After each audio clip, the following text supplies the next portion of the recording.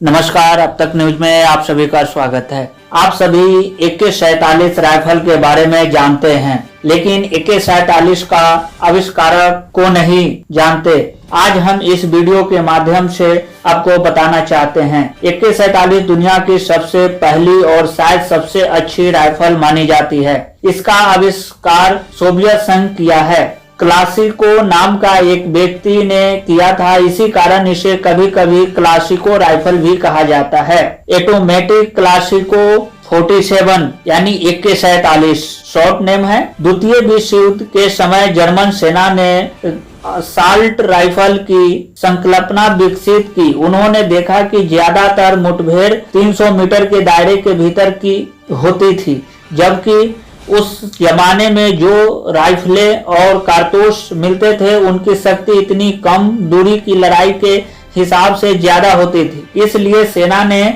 इस प्रकार के राइफल और कारतूस की मांग की, जिसमें सबमशीन के गुण बड़ी मैगजीन और कई मोड़ पे गोली चलाने की सुविधा भी हो और यह 300 मीटर के दायरे में काम करती हो। इसके परिणाम स्वरूप जर्मन सेना की STG-44 राइफल सामने आई। हालांकि ये इस प्रकार की पहली राइफल नहीं थी। इटली की सेना भी सेई-रिगोटी और एवता मोड राइफल भी इसी श्रेणी की थी, लेकिन जर्मन सेना ने ये राइफलें बड़े पैमाने पर प्रयोग की थी, जिससे उन्हें इनका मूल्यांकन करने का मौका मिल गया। सोवियत सेना भी जर्मन सेना के सिद्धांतों और दर्शन से प्रभावित हुई और द्वितीय विश्व युद्ध के बाद इनका पालन शुरू कर दिया। मिसाइल क्लासिको ने अपना हथियार डिजाइनर का कैरियर हॉस्पिटल में जख्मी मरीज के रूप में भर्ती होने के बाद शुरू किया था। उनके द्वारा विकसित किए गए पहले कार्बाइन डिजाइन को अस्वीकार कर दिया गया, लेकिन उन्होंने 1945 में हुई असॉल्ट राइफल डिजाइन प्रतियोगिता में भाग लिया। उनका मॉडल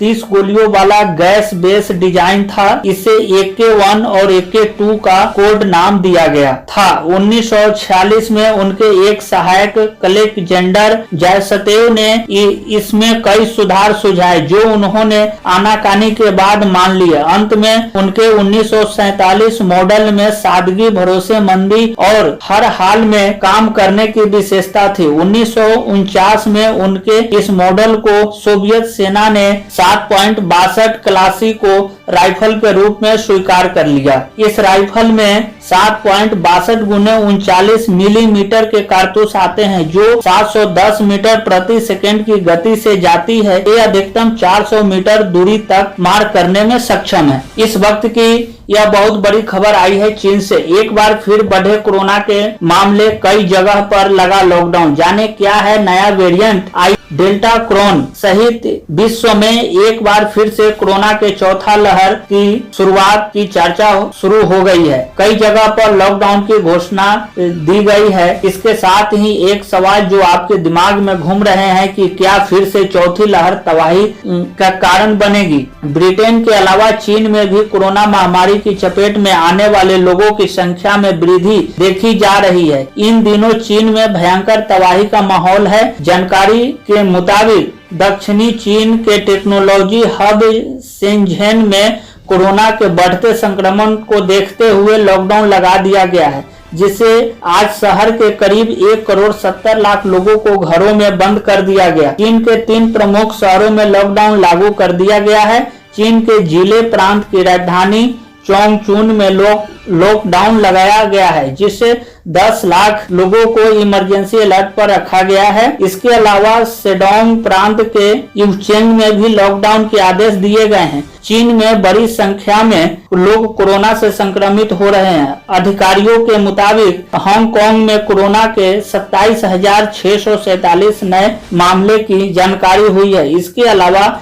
87 लोगों की जान जा चुकी है। वहीं WHO ने भी कहा कि दक्षिणी पूर्व एशिया, चीन, दक्षिण कोरिया और हांगकांग में कोरोना के बढ़ते मामले चिंताजनक है। शुक्रवार को हांगकांग में 10 लाख कोरोना संक्रमित मामले को पार कर लिया है। वहीं दक्षिण कोरिया में भी शुक्रवार को 6,21,000 ने कोरोना मामले दर्ज किए गए हैं। यूरोप में भी तेजी से मामले में वृद्धि देखी जा रही है। वहीं फ्रांस में भी मामले में तेजी देखने के साथ ही साथियों की और इटली में भी कोरोना मामले में 42% की वृद्धि दर्ज की गई है।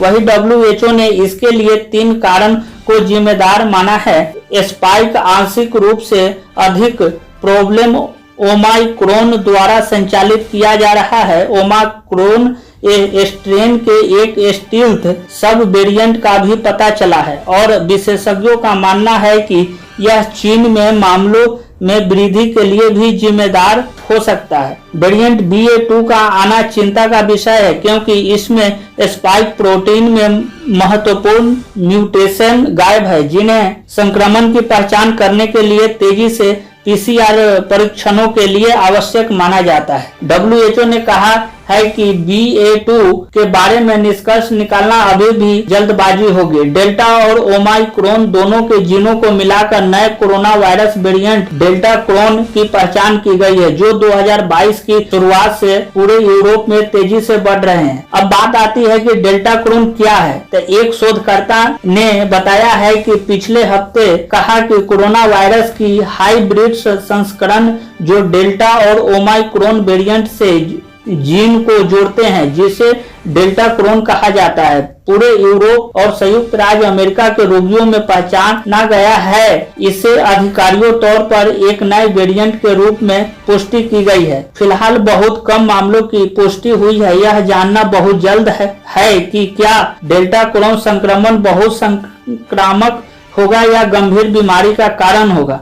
उनकी टीम ने फ्रांस में SARS-CoV-2 के एक संस्करण से संक्रमित 3 रोगियों का वर्णन किया है, जो एक डेल्टा संस्करण है, बॉडी के साथ से स्पाइक प्रोटीन को जोड़ती है। वही यह पता लगाने के लिए अभी तक पर्याप्त डेटा नहीं है कि वैक्सीन इससे कितनी अच्छी तरह रक्षा करती है। NHS का कहना है कि सामान्य कोविड लक्षण है। वैज्ञानिकों के एक वैश्विक समुदाय की सैद ने कहा कि वायरस की पहचान फ्रांस के कई क्षेत्रों में की गई है और ऐसे प्रतीत होता है कि यह वर्ष की शुरुआत से प्रसारित हो रहा है। एक समान वेरिएंट वाले जीनोम की पहचान डेनमार्क और नीदरलैंड में भी की गई है। यही यूके स्वास्थ्य सुरक्षा एजेंसी के अनुसार अमेरिका में डेल्टा क्रोन के पाए जाने की भी खबरें आई है और यूके में लगभग 30 मामलों का पता चला है। NHS के अनुसार डेल्टा क्रोन के लक्षण सामान्य कोविड लक्षणों के समान है जो हमने अब तक महामारी में देखे हैं, लेकिन शोधकर्ता इसकी बारीकी से निगरानी कर रही है। आज एक दुख भरी खबर आई है। हिजाब पर फैसला सुनाने वाले जज को मिली जान से मारने की धमकी। सरकार ने दी वाई श्रेणी की सुरक्षा। कर्नाटक के मुख्यमंत्री बसवराज बोम्मई ने DG और IG को विधानसौधा पुलिस स्टेशन में दर्ज शिकायत का गहन जांच करने का निर्देश दिया है। हिजाब पर फैसला सुनाने वाले कर्नाटक हाई कोर्ट के जज को जान से मारने की धमकी मिलने के बाद उन्हें सरकार ने कड़ी सुरक्षा मुहैया कराई है। कर्नाटक के मुख्यमंत्री बसवराज बोम्मई ने कहा कि हमने हिजाब पर फैसला देने वाले तीनों जज को वाई श्रेणी की सुरक्षा देने का फैसला किया है। इसके साथ मुख्यमंत्री ने DG और IG को विधानसौधा पुलिस स्टेशन में दर्ज की गई शिकायत की गहन जांच करने का निर्देश दिया है। इसमें कुछ लोगों ने जजों को जान से मारने की धमकी दी थी। कर्नाटक हिजाब मामले में फैसला सुनाने वाले जज को हत्या की धमकी दी जाने की शिकायत मिलने के बाद पुलिस ने मामला दर्ज किया। 15 मार्च को हाई कोर्ट ने शैक्षणिक संस्थाओं में ड्रेस को लेकर राज्य सरकार के आदेश को बरकरार रखा था। धमकी मिलने के बाद जज को वाई श्रेणी की सुरक्षा मिला। अब तक न्यूज के रिपोर्ट के मुताबिक वकील उमापति ने शनिवार को कर्नाटक हाई कोर्ट के रजिस्ट्रार जनरल के पास शिकायत दर्ज कराई थी। शिकायतकर्ता का कहना है कि उन्हें व्हाट्सएप पर एक वीडियो मिला जहां एक व्यक्ति खुलेआम चीफ जस्टिस ऋतुराज अवस्थी को धमकी देता हुआ नजर आया। इस दौरान वो झारखंड के जज की हुई कथित हत्या का भी जिक्र कर रहा था। शिकायतकर्ता ने कहा कि कर्नाटक के चीफ जस्टिस को इसी तरह से धमकी दी गई। शख्स ने जज के परिवार को सदस्यों के साथ उडुपी मठ की यात्रा की भी बात कही है। इसके अलावा हिजाब मसले पर अदालत के फैसले को लेकर गलत भाषा का इस्तेमाल किया। इसके बाद राज्य सरकार ने जजों को वाई कैटेगरी की सुरक्षा प्रदान की है। जजों को धमकी के मामले में 2 लोग गिरफ्तार भी हुए हैं। टीओआई के मुताबिक कर्नाटक हाई कोर्ट के जजों को धमकाने के मामले में पुलिस ने 2 लोगों को गिरफ्तार किया है। जानकारी के मुताबिक कोई रहमतुल्लाह नाम के एक शख्स को तिरुनलवेली से दबोचा गया है, जो वही जमाल मोहम्मद उस्मानी नाम के एक शख्स को तंजबूर से पकड़ा गया है। कर्नाटक हाई कोर्ट के मुख्य न्यायाधीश अवस्थित जस्टिस कृष्णा दीक्षित और काजी एम जयबुनिसा के 3 सदस्यीय बेंच ने हिजाब मामले में फैसला सुनाया था, जिसमें हाई कोर्ट ने स्कूल कॉलेज में हिजाब पहनने पर रोक को सही ठहराया था। इसी के साथ चीन में एक बड़ी हादसा हुई है। आज विमान को टकराने से 100 लोग से ऊपर की मरने की खबर आई। कुनमिंग से गुआंगजो जा रहा विमान दक्षिण चीन में क्रैश, 133 यात्री थे सवार। चीन में बोइंग 737 यात्री विमान दुर्घटनाग्रस्त हो गया है, जिसमें 133 लोग सवार थे। विमान कुनमिंग से गुआंगजो के लिए उड़ान भर रहा था। चीन से बड़ी खबर आ रही है। चीन में बोइंग 737 यात्री विमान दुर्घटनाग्रस्त हो गया है, जिसमें 133 लोग सवार थे। विमान पहाड़ों पर जा गिरा है। सामने आई तस्वीरों में चारों तरफ धुआं उठते दिख रहा है, तो वही घटना स्थल पर प्लेन से आग भी उमड़ते दिख रही है। चीन के विमान के दुर्घटनाग्रस्त होने पर राष्ट्रपति शी जिनपिंग हैरान है। स्टेट मीडिया के मुताबिक उन्होंने कहा कि कारण की जांच का आदेश दिया गया है। मिली जानकारी के मुताबिक विमान कुनमिंग से गुआंगजो के लिए निकला था कि पहाड़ से टकराने के चलते वो दुर्घटनाग्रस्त हो गया। विमान में 133 लोग सवार थे। हालांकि अभी ये साफ नहीं है कि कितने की मौत हुई है और कितने घायल है। घटना की जानकारी मिलने पर बचाव कार्य के लिए मौके पर टीम पहुंच चुकी है। पहाड़ी इलाके में विमान के दुर्घटनाग्रस्त होने से लगी थी आग। गुआंगजो इमरजेंसी मैनेजमेंट की ओर से जारी एक बयान में कहा गया है कि बोइंग 737 यात्री विमान, जिसमें 137 लोग सवार थे, वो पहाड़ों में दुर्घटनाग्रस्त हो गया है। पेड़ों के होने के चलते पहाड़ में भी आग भी लग गई है। उन्होंने बताया कि बचाव कार्य शुरू हो चुका है। हालांकि अभी ये साफ नहीं है कि घटना में कितने की मौत हुई है और कितने घायल हुए। एक ही फंदे से लटक कर पति पत्नी ने दी जान। साल भर पहले हुई थी शादी। चौंका देगी मधुबनी का यह घटना। यह बिहार, उत्तरी बिहार का एक बड़ी जिला मधुबनी है। जिस वक्त घटना हुई उस समय घर में पति पत्नी के अलावा कोई और नहीं था। पुलिस ने ईडी केस दर्ज किया है। कुछ दिनों पहले पति पत्नी में नोकझोंक हुई थी। मधुबनी में रविवार को पति पत्नी ने एक ही फंदे से लटक कर जान दे दी। पूरा मामला खजौली प्रखंड के बेहटा गांव का है। महिला 8 महीने की गर्भवती थी। इस घटना ने ससुराल और मायके के लोग चौंक उठे हैं। दोनों ने इस तरह का कदम क्यों उठाया है, इस बारे में कोई ठोस वजह अब तक सामने नहीं आई है। परिजनों का मानना है कि आपसी विवाद के कारण दोनों ने इस तरह का कदम उठाया है। जिस वक्त घटना हुई उस समय घर में पति पत्नी के अलावा कोई और नहीं था। लड़के के माता पिता उसी गांव में अपने दूसरे घर पर थे। जब वहां से मां घर पर आई तो देखा कि सब कुछ शांत है। उसने अपनी बहू और बेटे को आवाज दी, लेकिन किसी ने घर का दरवाजा नहीं खोला। संदेह होने पर वह जोर जोर से चिल्लाने लगी। इसके बाद लड़के के पिता भी दौड़कर पहुंचे।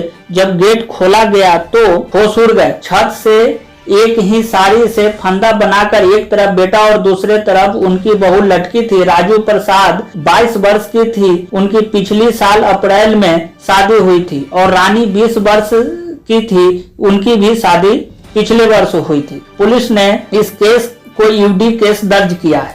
घटना की सूचना मिलने के बाद खजूरी थाने की पुलिस पहुंची। इसके बाद फंदे से दोनों शव को नीचे उतारा गया और पोस्टमार्टम के लिए मधुबनी सदर अस्पताल भेज दिया गया। राजू प्रसाद यादव मैकेनिक का काम करता था, ट्रैक्टर भी चलाता था। अपनी जमीन पर गैरेज खोलकर पिता और राजू दोनों मिलकर काम करते थे। वही मृतका की मां शीला देवी ने खजौली थाने में आवेदन दिया है। बताया कि कुछ दिनों पूर्व दामाद और बेटी में नोकझोंक हुई थी। वह इस मामले में कोई केस दर्ज नहीं करना चाहती। पुलिस ने यूडी केस दर्ज किया है। इस संबंध में खजौली थाना अध्यक्ष अजीत प्रसाद सिंह ने बताया कि पोस्टमार्टम रिपोर्ट आने के बाद ही आगे की कार्रवाई की जाएगी। अब इस वक्त की रूस और यूक्रेन के बीच का एक खबर सामने आई है। यह युद्ध बढ़ते जा रहा है। यह युद्ध कहीं तीसरी विश्व युद्ध का रूप ना ले ले। सारी देश इस युद्ध से चिंताजनक है। यूक्रेन से जंग में पुतिन की आर्मी को हो रहा बड़ा नुकसान। परमाणु हमले का खतरा बढ़ता जा रहा है। यूक्रेन और रूसी सैनिकों के बीच जंग ने अब खतरनाक मोड़ लिया है। हथियारों की कमी से जूझ रहे रूसी सैनिकों ने अब हाइपरसोनिक मिसाइलों का इस्तेमाल शुरू कर दिया है। रूसी सैनिकों को सिर्फ हथियार कम होने ही नहीं, अपने लगातार कम होते संख्या बल का डर भी सता रहा है। पश्चिमी देशों को डर है कि अपने सैनिक की जंग में हो रही लगातार मौत के बीच रूस कभी भी परमाणु हथियारों का इस्तेमाल कर सकता है।